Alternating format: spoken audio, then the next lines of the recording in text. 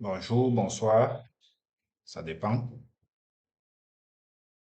Je viens une fois de plus avec ce partage, cette question qui me taraude un peu l'esprit, je voudrais partager avec vous. Bon, déjà, je veux dire d'entrée de jeu que si ça vous apporte quelque chose, si ça vous édifie, si ça vous aide, abonnez-vous, partagez, que ça puisse aussi aider quelqu'un d'autre. La question que je me pose aujourd'hui, et je te la pose à toi aussi, est la suivante. Entre l'orgueil, non, pas l'orgueil, je veux dire, entre l'humilité et la folie, à quel niveau je me situe? Entre l'humilité et la folie, à quel niveau je me situe? À quel niveau tu te situes? Je vais commencer par deux cas que j'ai vécus personnellement pour vous en donner un peu l'idée de ce que j'aimerais bien dire.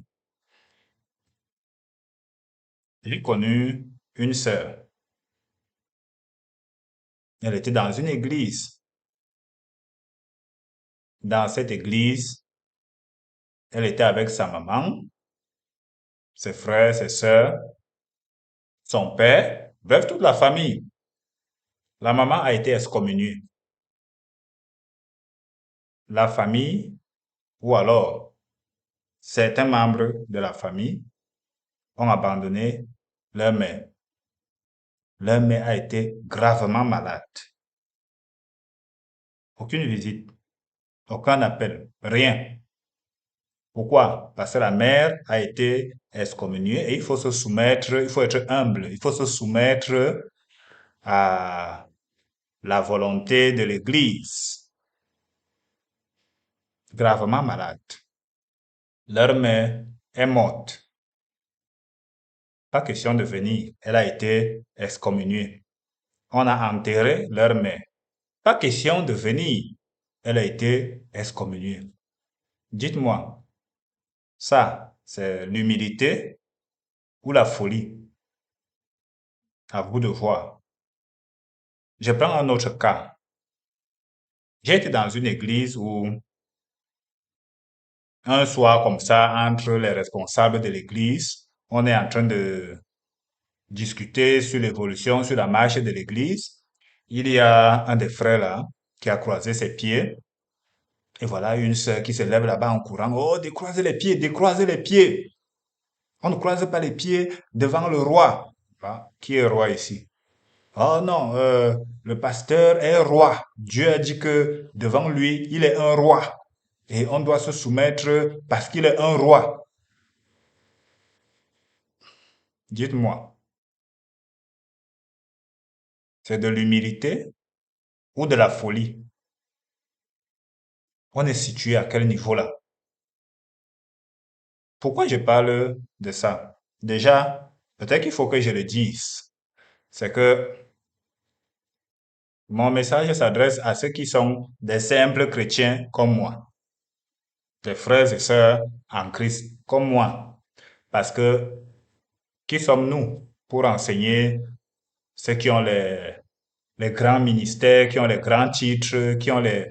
Qui sommes-nous? Qu'est-ce qu'on peut leur dire? Ils connaissent tout. C'est nous qui subissons, c'est nous qui souffrons. Alors, je partage cette exhortation pour nous, pour qu'on s'entraide entre nous. La Bible dit exhortez-vous les uns les autres, exhortez-vous réciproquement. Je voudrais parler, en fait, de l'humilité. Qu'est-ce que la Bible appelle l'humilité? Qu'est-ce que la Bible appelle l'humilité? Aujourd'hui, on met l'humilité dans beaucoup de sauces. Dans beaucoup de sauces. On lui donne différents contenus, on lui donne différents sens, on lui donne, bref, chacun l'utilise selon son intérêt. Déjà, pour ceux qui ont fait, d'abord, je crois que pour ceux qui sont arrivés en terminale, je n'ai rien, je ne parle pas ici de niveau intellectuel, je n'essaye pas de stigmatiser qui que ce soit. Non, je veux juste montrer un petit détail. Déjà, même en seconde, on parlait du domaine de définition. En mathématiques, quand on veut analyser une fonction, on parlait du domaine de définition.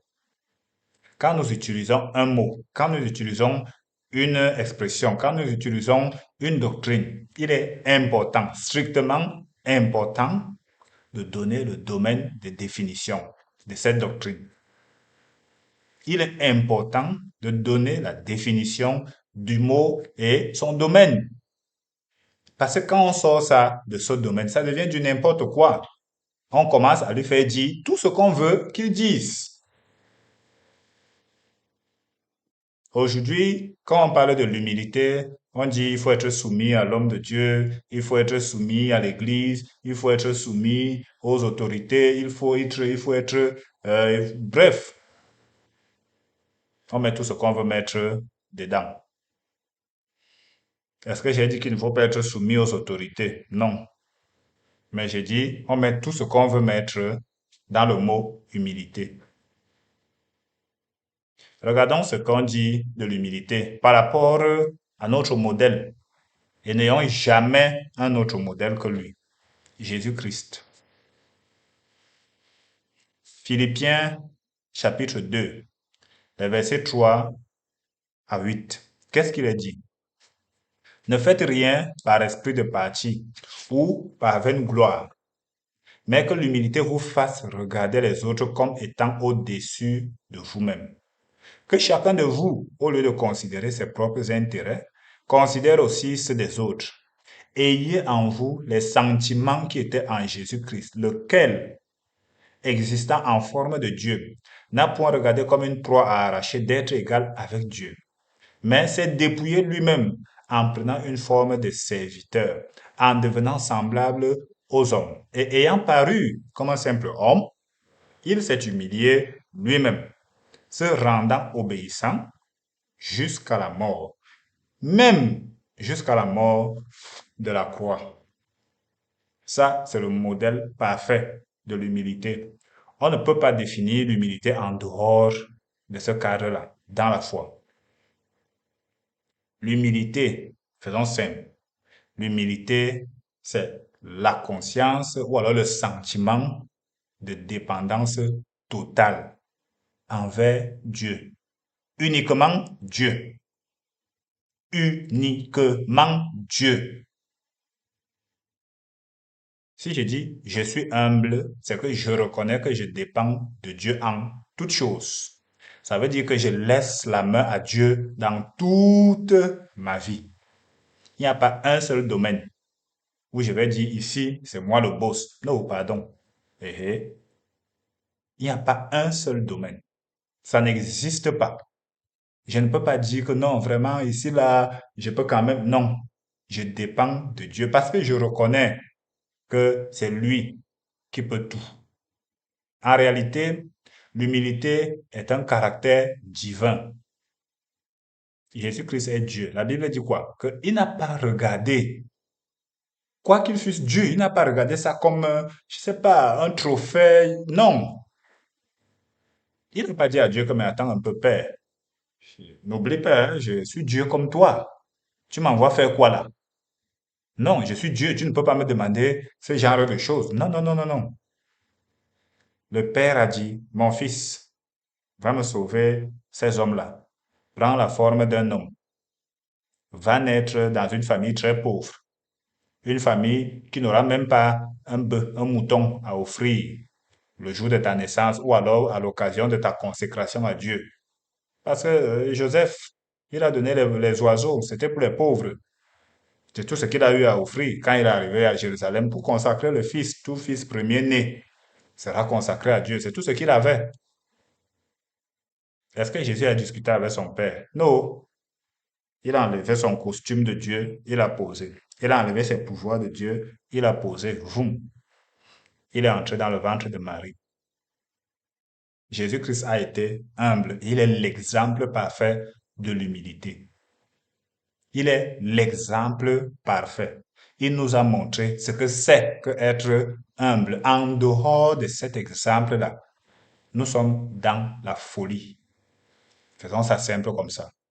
En dehors de ce cadre-là, nous sommes dans la folie. Pour faire simple, l'humilité est envers le Père, Dieu le Père. Je reconnais que je dépends de lui. Je ne peux rien sans lui. Je ne peux pas monter, descendre. Si je respire, même c'est grâce à lui. C'est pour ça que je me lève, je dis merci Seigneur. Merci de m'avoir donné la vie.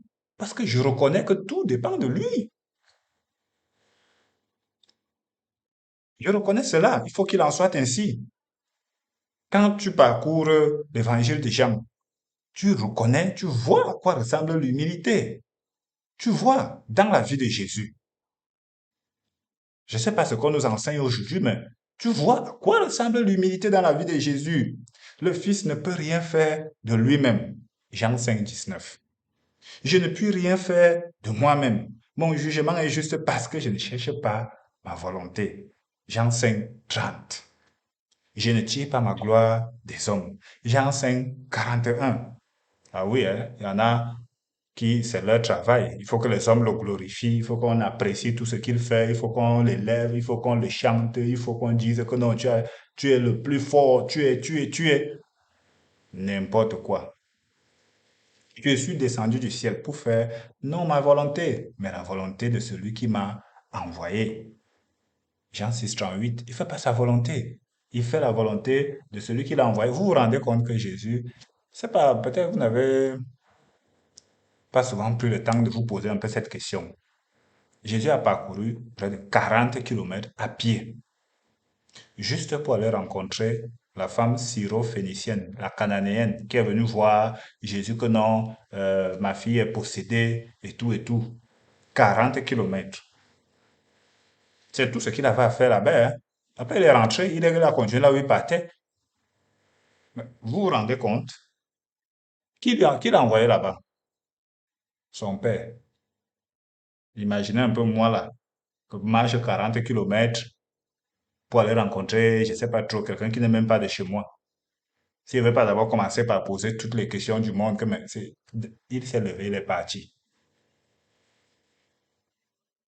Il dit, il fallait qu'il passe par la Samarie, juste pour aller rencontrer cette dame-là au bord du puits. C'est le Père qui a ordonné cela. Il ne faisait que la volonté du Père. Il dit, ma doctrine n'est pas de moi, mais de celui qui m'a envoyé. Même la doctrine. Il se lève pas un beau matin et il commence à sortir des doctrines, à dormir debout. Non. Père, tu veux que j'enseigne quoi? Le Père dit, enseigne, enseigne, enseigne, tac. Aujourd'hui, les apôtres ont fondé l'Église. Ils ont laissé la doctrine de toute l'Église de tous les temps. Mais entrez dans nos différentes églises. Ici, boire le vin, c'est le péché. Là-bas, boire le vin, ce n'est pas le péché. Ici, avoir une petite, c'est le péché. Là-bas, avoir une petite, ce n'est pas le péché. Mais on parle de quoi là? On est où là? Pourquoi on ne peut pas se cantonner sur la doctrine que les apôtres ont laissée? Parce que chacun dit ma doctrine. Chacun vient avec sa doctrine. Sa doctrine, c'est qu'il a ciblé trois, quatre péchés ou cinq péchés, 10 commandements, quoi. Il a ciblé ces 10 commandements. Tant que tu suis ces 10 commandements, tu es pur, tu es saint. Ça va. Tant que tu suis ces 10 commandements. Les 50 autres commandements, les 100 autres commandements, là, on s'en fout. Non. Jésus-Christ a donné sa doctrine aux apôtres. Les apôtres nous l'ont transmise. On ne peut pas poser un autre fondement autre que celui-là. Non. On ne peut pas le faire. On ne va pas le faire. On ne va pas le faire. Pose pas notre fondement. Le fondement, c'est celui que Jésus-Christ a laissé aux apôtres. Et je parle des apôtres, les 12 apôtres de l'agneau, personne d'autre. Personne d'autre. Les apôtres d'aujourd'hui ont pour but d'implanter cette même doctrine partout où le Seigneur les envoie. Ce n'est pas autre chose. Il va dire, je ne suis pas venu de moi-même. Je ne fais rien de moi-même. Voilà la doctrine du Christ. Voilà l'humilité de Jésus-Christ. Il attend tout du Père parce qu'il comprend que il ne dépend que du Père. Il le comprend très bien. Il le comprend parfaitement bien. S'il veut réussir dans n'importe quoi, il est obligé. Non, pas obligé, attention. Il est désireux de dépendre du Père.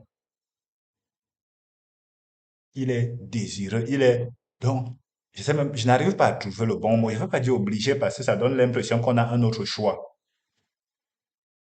Et ça donne l'impression que c'est quelque chose de mauvais.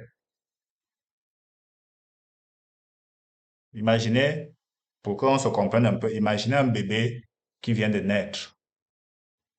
Le bébé a besoin de sa mère. Il a besoin. Il n'est pas obligé d'aller vers sa mère. Non, il a besoin de sa mère. Il a besoin de la chaleur, il a besoin du lait, il a besoin de téter, il a besoin, il se sent à l'aise dans ce besoin-là. C'est ça l'humilité, c'est que j'ai besoin de Dieu. J'ai besoin de Dieu pour tout. Et c'est un besoin dans lequel je me sens à l'aise. Quand je suis hors de ça, là, je suis mal à l'aise, je suis troublé. Troublé. Mhm. Je fais selon ce que le Père m'a enseigné. Celui qui m'a envoyé est avec moi. Il ne me laisse pas seul. Je fais toujours ce qui lui est agréable. La parole que vous entendez n'est pas de moi. Les paroles que je vous dis, je ne les dis pas par moi-même et ainsi de suite. Jean, l'évangile de Jean, est le modèle par excellence de l'humilité de Jésus-Christ qui doit être notre cas. Quand Dieu a créé toutes choses, je parle ici du Père. Bon, bien sûr, il travaille à trois, mais je parle du Père particulièrement. Il a créé de sorte que toutes choses reçoivent son plein épanouissement dans la connexion directe avec lui. Direct avec lui, pas d'intermédiaire. Le Fils, qui est son Fils, qui n'est pas une création, une créature, non, c'est son Fils, a besoin de cette dépendance-là avec son Père pour qu'il exerce pleinement toute sa fonction de Dieu. Le Saint-Esprit a besoin de cette dépendance-là avec son Père, avec le Père, pour qu'il exerce pleinement son rôle. Les anges ont besoin de ça. Satan s'est levé. L'orgueil est monté dans son cœur. L'orgueil, c'est quoi? L'orgueil, c'est quoi? C'est quand je refuse d'être dépendant de Dieu. C'est tout. C'est pour ça qu'on dit que il rabaisse les orgueilleux. C'est ça l'orgueil. Ce n'est pas autre chose que ça. Quand je refuse catégoriquement d'être dépendant de Dieu. Si je refuse d'être dépendant d'un homme, je ne suis pas orgueilleux. Attention. Il faut que cet homme-là ait une certaine charge, une certaine responsabilité sur moi qui fait en sorte que je sois dépendant de lui. L'enfant dépend de son père. Si l'enfant devient têtu envers son père, il est orgueilleux. Il est orgueilleux. Ce qui est clair, l'enfant dépend du père. Je suis travailleur. Je travaille.